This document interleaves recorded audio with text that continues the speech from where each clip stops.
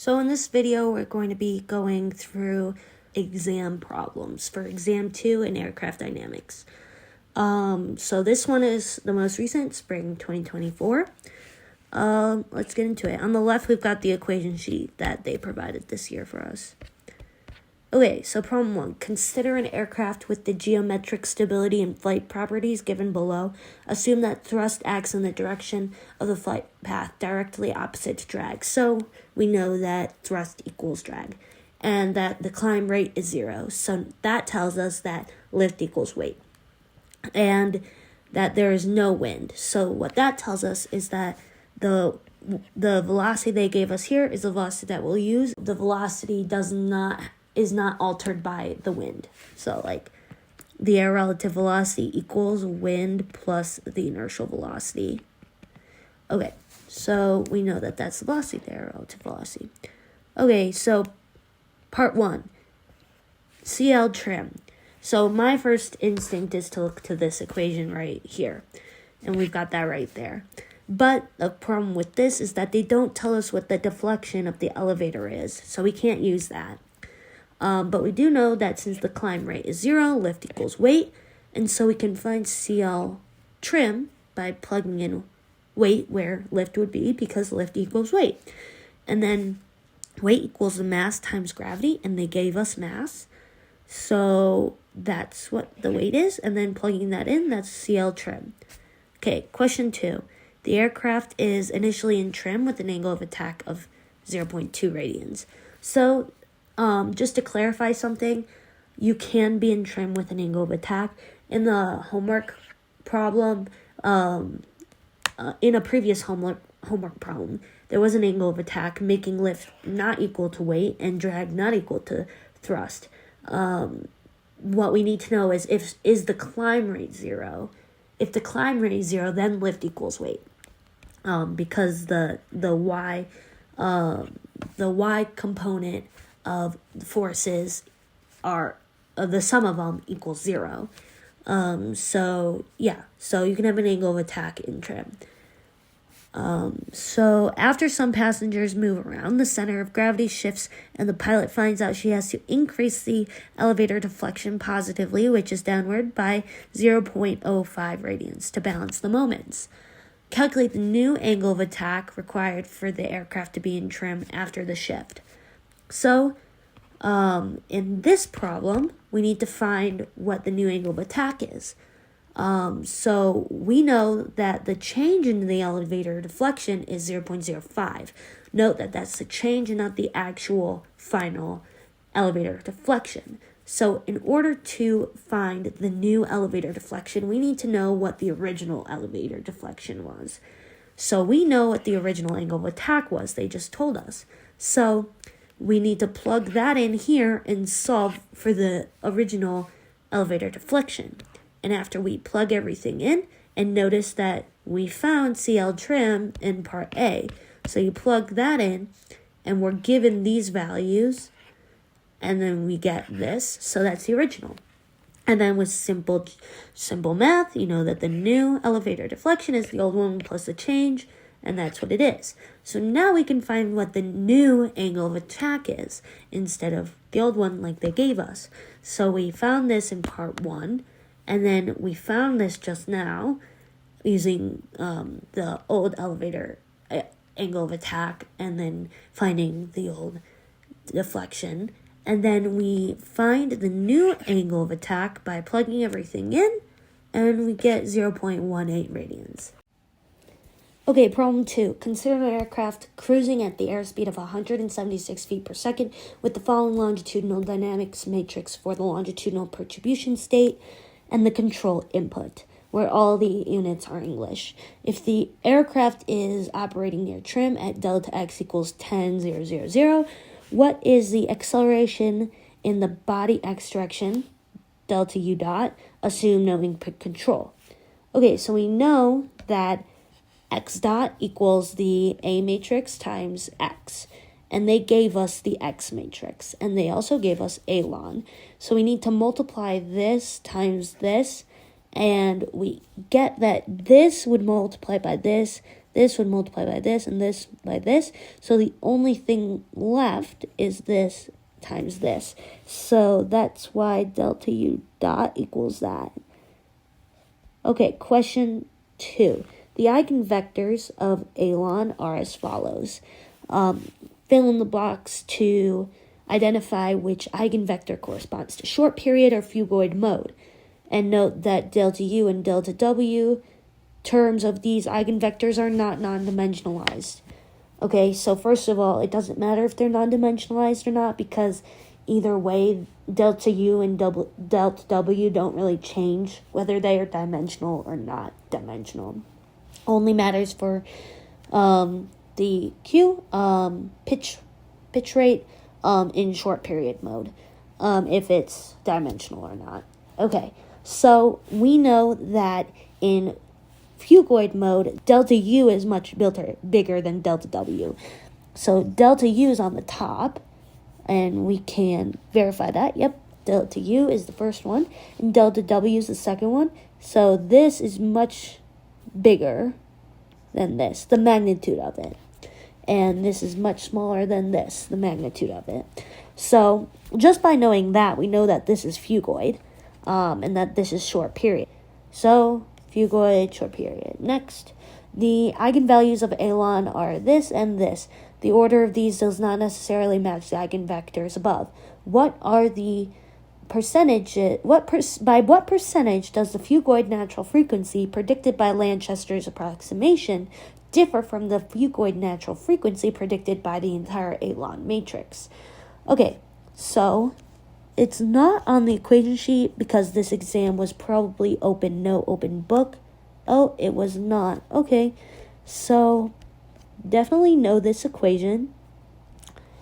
It's right here. So these are equations that only apply for fugoid mode for the approximation, Lanchester approximation, right here. Okay, so we know that the eigenvectors are these, and this one has a larger value, and this also has a larger value.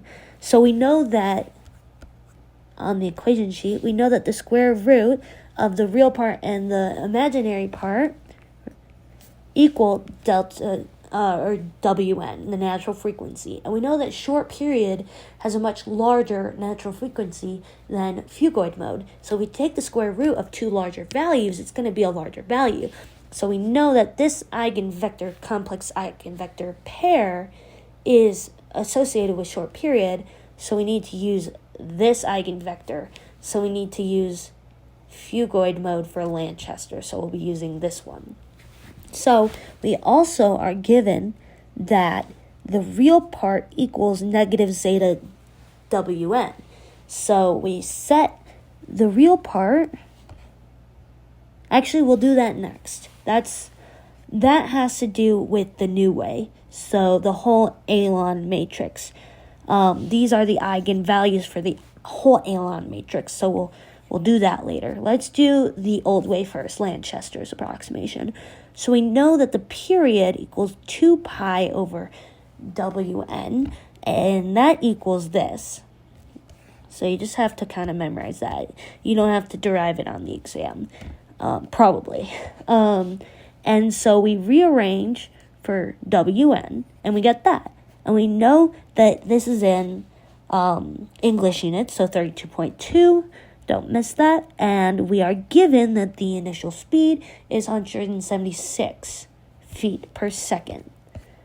Okay. So we know Wn is that. So now the modern way. We use the eigenvector derived from the whole Alon matrix. So we know that the real part, let's go back in the equation sheet to this section.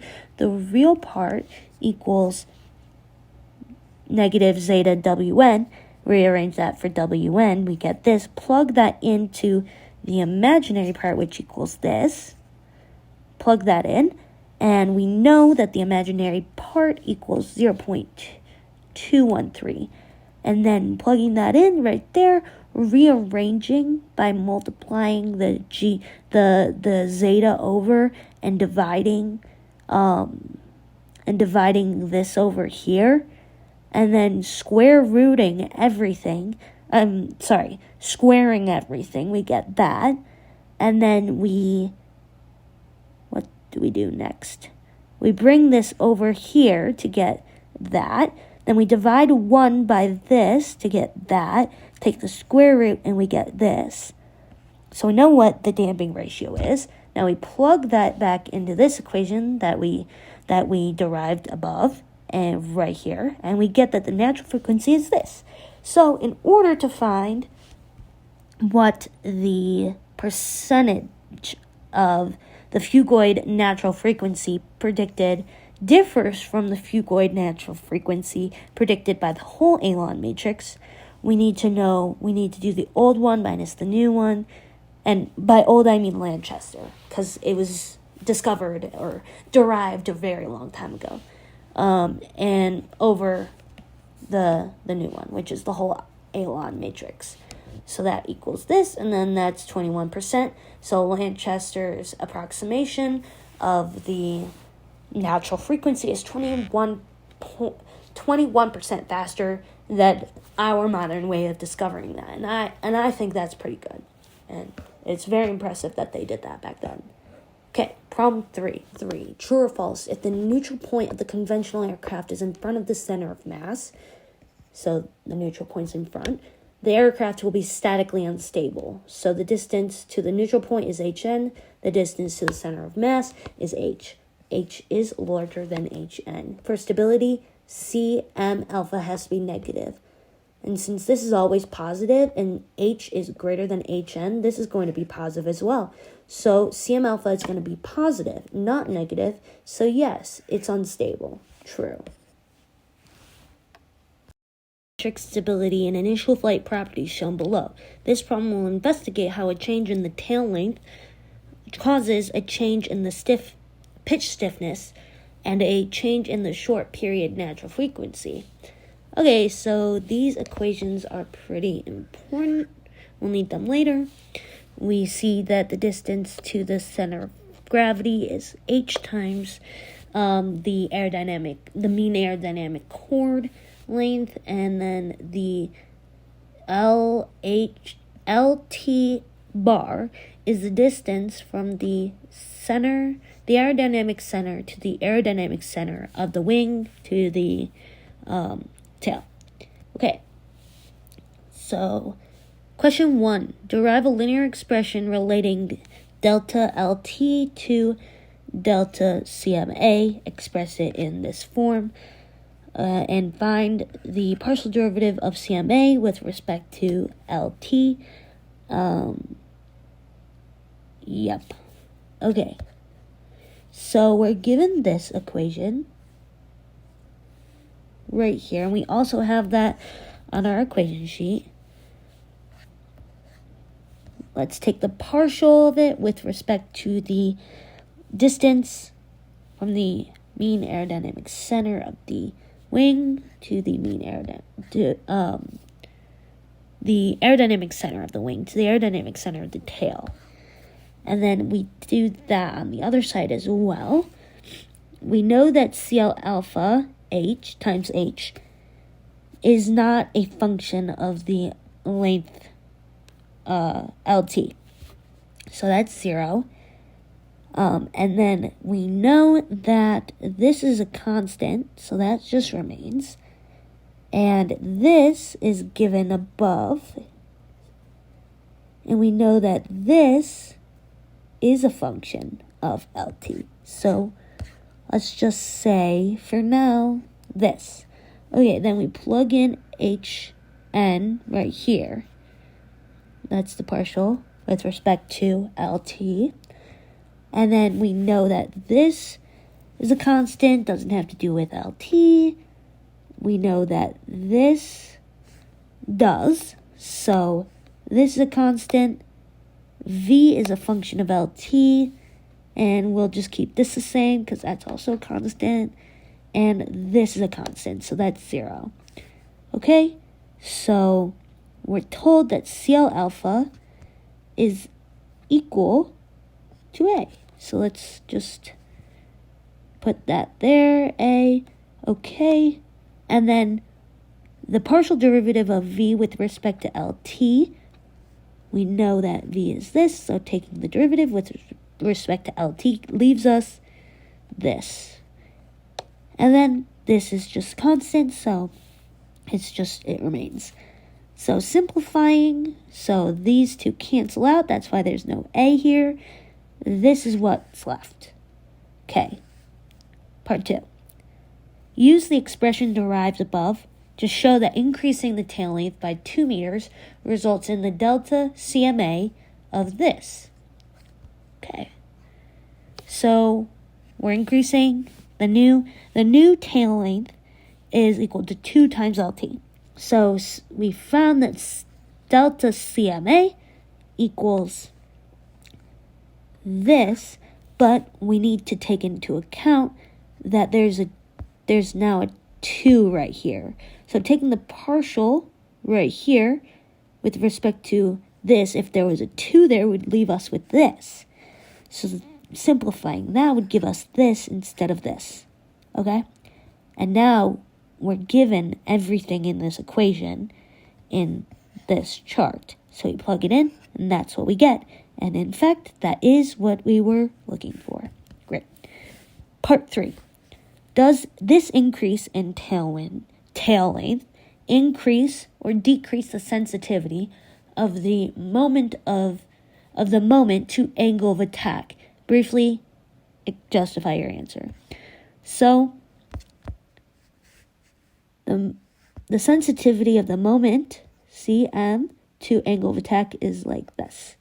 That's what it is, CMA. Okay. CMA is the pitch stiffness. And CMA right here, we know that this is the pitch stiffness. It is a negative number for stability. So increasing it by 2 decreases its value because it's a negative number. So you're increasing it, but it's just becoming a larger negative number. So because you're decreasing the value, the sensitivity increases because it's less stiff. So pitch stiffness goes down, so sensitivity goes up. They're inversely related. So also the moment arm is longer, so the same force will produce a larger moment about the CG. Part 4. Assuming that MW dot equals 0, the short period approximation dynamics matrix is this. Recalling that the eigenvalue characteristic equation for a 2x2 space system has the form of this. Derive an expression for the short period natural frequency in terms of the dimensional stability derivatives in ASP. Okay, so we're given ASP. We're trying to find WN. So, calculate WN of this matrix. Oh, yeah. WN right here of this matrix. Okay? So, we know that we need to find the eigenvalues of the short period longitudinal approximation matrix in order to find what WN is for it. So that's the equation we need to use. That's a determinant of the A matrix minus lambda I, so that's this. And then subtracting those two matrices give us this. And then we know that the determinant for a 2x2 matrix is this. So we just plug that in right here. Simplifying. Then we simplify some more in order to get it into the form that we need in order to find the damping ratio and the natural frequency. So lambda squared and then plus something lambda plus nothing with lambda inside of it. So this does not contain lambda. That does. And then that's lambda squared. So that's the equation we're relating it to. So we know that WN squared equals this. And then we take the square root, we maneuver things around, and we simplify by pulling out 1 over IY, because they both contain that component. Okay, we found what they asked us. WN in terms of the components of the Alon matrix. Right there. Okay. Part 5. Calculate Wn for a short period that results in the 2 meter increase in the tail length. Assume that ZW does not change when LT changes and MQ becomes MQ prime, which is this. Note that the initial values of CMA and WN are given in Table 2. Okay. So we know that this is the case where we're doubling the tail length. And we know that the new MQ is this. We know that ZW doesn't change because that was given. We can find what the new CMA is by using this equation because we know what the original CMA was. They gave that to us. And we found the delta CMA in part 2. Delta CMA when you increase the tail length by 2. So, thus, this problem actually becomes pretty simple. You found the new CMA, and then we'll find the new MW, the stability derivative, the dimensional stability derivative of the pitching moment with respect to the z component of the velocity. And this equation is actually given above. Right here. So we know the new CMA, we just found it. And all these values are found in this table. So we'll just plug in CMA right here. And solve. And we get it equals this. Perfect.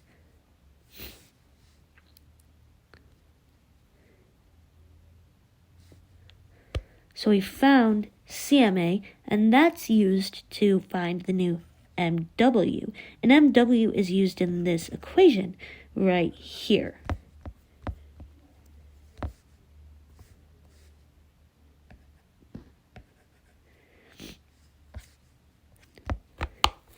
And we rearrange